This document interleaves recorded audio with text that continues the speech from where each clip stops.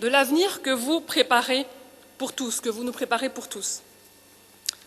Aussi, lorsque, Monsieur le Premier ministre, vous érigez l'abus et l'exception criminelle comme étant la règle, que vous n'appréhendez l'asile qu'à travers le prisme des tricheurs, des fraudeurs, et que vous opérez un glissement entre politique d'asile et de sécurité, et que de surcroît, vous mettez à la barre de ces politiques un personnage dont la réputation n'est plus à faire, nous ne pouvons que nous inquiéter. Permettez-moi à ce stade-ci, Monsieur le Premier ministre, une petite incise quant à ce casting. Je peux me figurer la valeur ajoutée des diasporas juives, chinoises et indiennes, mais moins celle des diasporas marocaines, congolaises ou algériennes. Je n'ai, Monsieur le Premier ministre, quant à moi, aucun doute, aucun, sur ce que des personnages qui tiennent ce genre de discours ont apporté, quant à eux, à notre pays, et il n'y a pas de quoi être fier. Vous m'imposez ainsi, Monsieur le Premier ministre, par ce casting, de traiter avec quelqu'un qui affiche ostensiblement son mépris à l'égard d'une partie de la nation, à mon égard singulièrement, mais disons que ce n'est qu'un détail, et vis-à-vis duquel, Monsieur le Premier ministre, j'aurai, pour ce qui me concerne, pratiqué le cordon sanitaire. Et donc, c'est bien à vous, Monsieur le Premier ministre, que je m'adresserai. Monsieur le Premier ministre, nous faisons de la politique, mais c'est vrai, nous restons chacun et chacune des hommes et des femmes avec une histoire. Vous évoquiez vous-même hier, Monsieur le Premier ministre, vos grands-parents. Permettez-moi alors ici de rendre hommage aux miens et à ceux de toutes ces diasporas qui ont participé, au sens propre comme au sens figuré, à la construction de ce pays. Alors cet hommage résonne évidemment particulièrement à l'occasion de cette année de la commémoration des 50 ans de l'immigration turque et marocaine. Monsieur le Premier ministre,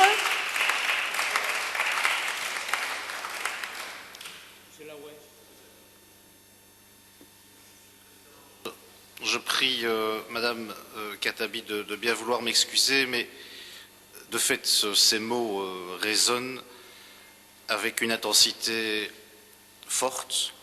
Et je voudrais juste demander à Monsieur le Premier ministre, à Monsieur Franken, s'il se souvient de ce que fut mai 1940 pour la région de Gembloux, à un moment où l'armée française et d'autres alliés cherchent à freiner l'avancée des panzers allemands et où sont engagés la première division marocaine, 3 régiments de tirailleurs marocains, 2 régiments de tirailleurs algériens, plusieurs régiments de tirailleurs africains.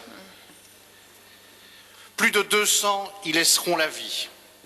Au total, sur l'ensemble de la campagne mai-juin, plus de 2000 soldats marocains trouveront la mort pour l'indépendance de la Belgique, pour freiner l'offensive allemande. N'est-ce pas là de la valeur ajoutée? Autre point, Monsieur Franken, Monsieur le Premier ministre. Savez-vous ce qu'est la silicose?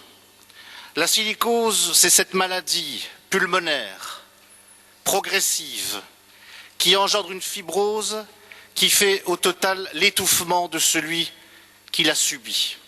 C'est typiquement la maladie des mineurs, ceux qui ont travaillé dans les charbonnages. Et parmi eux, après les Italiens, les Grecs, beaucoup de Marocains, beaucoup de Turcs, beaucoup d'Algériens qui ont travaillé dans les charbonnages de Wallonie et de Flandre, du Limbourg, de la région liégeoise, du Hainaut et d'ailleurs.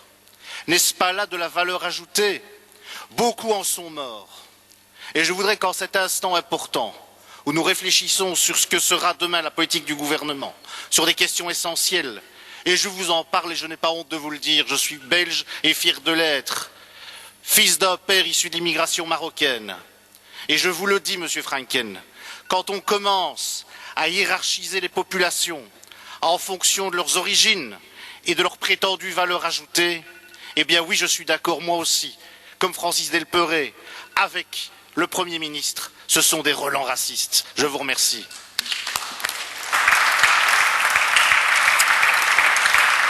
Madame Khattabi. Je vous remercie, Monsieur le Président.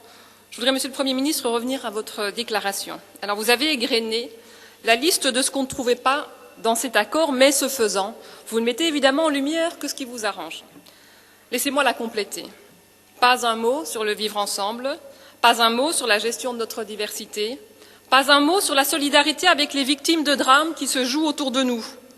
Vous ignorez, Monsieur le Premier ministre, vraisemblablement, que depuis le début de l'année, l'Organisation internationale pour les migrations a compté 4077 migrants morts dans ce monde, dont les 3/4, 3072 en Méditerranée. C'est le nombre le plus élevé jamais enregistré, loin devant le pic de 2011, année des printemps arabes, où il y avait eu 1500 migrants morts sur les 9 premiers mois de l'année. Alors que la Belgique envoie ses F-16 faire la guerre en Irak, pas un mot sur la protection que la Belgique sera prête à apporter aux victimes, non seulement de l'État islamique, mais également de la guerre à laquelle nous prenons part.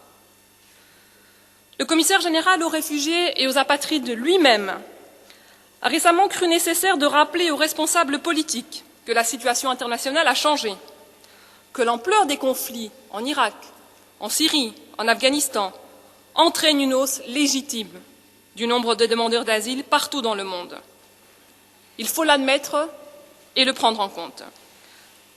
Monsieur le Premier ministre, vous prônez et vous vous engagez dans un autre chapitre à ce que toutes les peines et condamnations soient exécutées. Permettez-moi de vous dire que vous ne montrez pas l'exemple. La première déclaration de votre secrétaire d'État portait sur la création de places en centres fermés pour permettre l'enfermement de familles avec enfants, alors même que la Belgique a elle-même été condamnée à plusieurs reprises en la matière. Si vous voulez être crédible, Monsieur le Premier ministre, dans vos engagements, commencez par tenir compte des condamnations de l'État belge et arrêtez de le croire au-dessus du droit. Alors, Monsieur le Premier ministre, j'ai cherché ce qui était positif dans votre programme en matière d'asile. Alors, soyons de bon compte, la rédaction d'un code de l'immigration ayant pour vocation de rendre la loi plus lisible pourrait être une bonne chose. La volonté d'améliorer la qualité de la procédure va dans le bon sens, mais les pistes envisagées sont particulièrement floues. Et dans ce domaine, permettez-moi une suggestion. Ça fait longtemps que mon groupe Écolo-Groen plaide pour que l'on dresse des critères, une liste de critères clairs, de critères de régularisation, et que ceux-ci soient inscrits dans la loi. Monsieur le Premier ministre, nous vous rejoignons sur le souci que vous affichez d'apporter les clés d'une intégration réussie. Néanmoins, l'intégration par et dans ses différentes dimensions, vous évoquez vous-même l'enseignement ou l'emploi, relève des compétences des entités fédérées.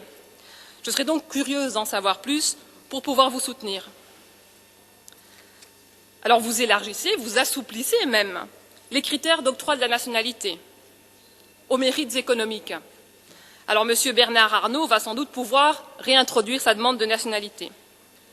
J'habite, Monsieur le Premier ministre, une commune bruxelloise où il devient impossible pour les classes moyennes ou les classes populaires d'accéder à la propriété parce que des réfugiés fiscaux y élisent domicile. Ces mêmes réfugiés fiscaux cherchent protection car, en effet, ils fuient la trop lourde imposition de leur grosse fortune. On comprend, en effet, qu'ils méritent toute votre attention. Monsieur le Premier ministre, vous vous engagez à transposer dans les délais la directive procédure d'asile. Mais convenez, Monsieur le Premier ministre, que si nous en sommes réduits à nous réjouir de ce que vous respectez simplement nos obligations internationales, on est loin. Enfin, dans un autre registre, mais qui n'est pas sans lien, je vous cite, « L'égalité des chances sera promue activement et toutes les formes de discrimination seront combattues. Le gouvernement appliquera une tolérance zéro en matière de discrimination, en particulier pour le marché de l'emploi. On ne peut qu'applaudir et soutenir votre volontarisme en ces matières. Jusqu'à ce qu'on lise, Monsieur le Premier ministre, la phrase qui suit. La mise en œuvre de cette politique n'entraînera aucune charge supplémentaire. Convenez, Monsieur le Premier ministre, que vous ne m'aidez pas. Vous ne m'aidez pas à trouver des éléments qui pourraient être soutenus sans réserve. Vous tempérez, c'est un euphémisme, vous-même systématiquement ce qui pourrait être vu positivement. Je vais prendre un dernier exemple qui n'est pas spécialement le choix que j'aurais fait ou que j'aurais soutenu. Il s'agit de la citation, enfin, je vous cite, « Le gouvernement œuvrera au niveau européen pour l'instauration d'un cadre permettant l'utilisation optimale du potentiel de l'immigration économique. » Donc vous plaidez pour une immigration choisie. Ce n'est pas mon choix, mais ce n'est pas là le débat. Mais une fois que vous dites ça, je termine, Monsieur le Président, une fois que vous dites ça, vous complétez tout de suite. Le gouvernement prendra des mesures nécessaires pour éviter que l'application des accords bilatéraux ne produise des effets non souhaités. Ça en est presque risible tellement c'est caricatural, Monsieur le Premier ministre. Alors, il reste encore, je conclue, monsieur, il reste un certain nombre de zones d'ombre, c'est le cas de le dire, je dois conclure, sur lesquelles nous reviendrons plus précisément et systématiquement lors de l'audition. À quoi pensez-vous lorsque vous vous engagez à préciser davantage la loi sur le regroupement familial? À propos des MENA, il est question de renforcement de leur protection par un enregistrement harmonisé. De quelle harmonisation s'agit-il? Alors, Monsieur le Premier ministre, si j'ai commencé par m'adresser à vous, permettez-moi de conclure en m'adressant à nos concitoyens. Il ne s'agit évidemment pas ici de privilégier une catégorie au détriment de l'autre. Votre gouvernement s'y emploie très bien. Nous refusons simplement de mettre en concurrence les victimes des diverses crises que nous traversons. Et notre préoccupation, à la lecture de ce chapitre, est bien qu'il augure du sort réservé à ceux qui constitueront progressivement les plus faibles d'entre nous. Et en d'autres temps et dans d'autres circonstances, Monsieur le Premier ministre, Martin Niemöller ne disait rien d'autre. Je vous remercie. Merci, Madame Katabi. Het woord is aan de staatssecretaris, de heer Franken. Dank u, meneer de voorzitter. Collega's, als staatssecretaris zal ik mij strikt aan dit regeerakkoord houden. Ik garandeer u dat deze regering alle internationale en Europese rechtsregels zal respecteren. Laat daar geen minste twijfel over bestaan. Mevrouw Temmerman, als u praat en u stelt mij een concrete vraag over het gebruik van mijn discretionaire bevoegdheid bij het al dan niet toekennen van de 9 bis en de 9 ter, dus het al dan niet toekennen van uw medische of humanitaire regularisatie, dan zeg ik u heel duidelijk, dat zal niet op basis van economische motieven zijn. Dat is nu niet zo. Dat zal geen verdoken economisch migratiekanaal worden. Dat is nu niet zo. En dat zal ook niet zo worden. Dus daar ben ik heel duidelijk in. De discretionaire bevoegdheid die ik zal gebruiken als staatssecretaris voor asiel en migratie zal gaan over 9 ter, 9 bis, humanitaire redenen, lang verblijf, zeer sterke integratie, bijvoorbeeld, en medische redenen, 9 ter procedure, zeer ernstige ziekte. Ja, u kent die procedures. Dus laat dat ook heel duidelijk de puntjes op de i zetten. Het is niet zo dat ik er een verdoken economische migratie van zou willen maken. Laat dat heel duidelijk zijn. Dan in verband met de tussenkomsten van mevrouw Fernandes en van mevrouw Katabi. Als men zegt, kijk, op elke lijn voel ik mij ongemakkelijk bij dit regeerakkoord. Elke lijn van het hoofdstuk asiel en migratie maakt mij ongemakkelijk. Dan kan ik alleen maar zeggen, gaat het dan ook over de lijn, dus het is een stigmatiserend, het is streng, het is hard, het is inhumaan. Gaat het dan ook over de lijn waar wordt gesproken over de slachtoffers van mensenhandel beter opvangen door meer interdisciplinaire samenwerking? Gaat het dan ook over de lijn waar staat dat wij eindelijk het misbruik van het au-pair-statuut gaan bestrijden met nieuwe wetgeving en na overleg met de gewesten? Gaat het dan over die lijn of gaat het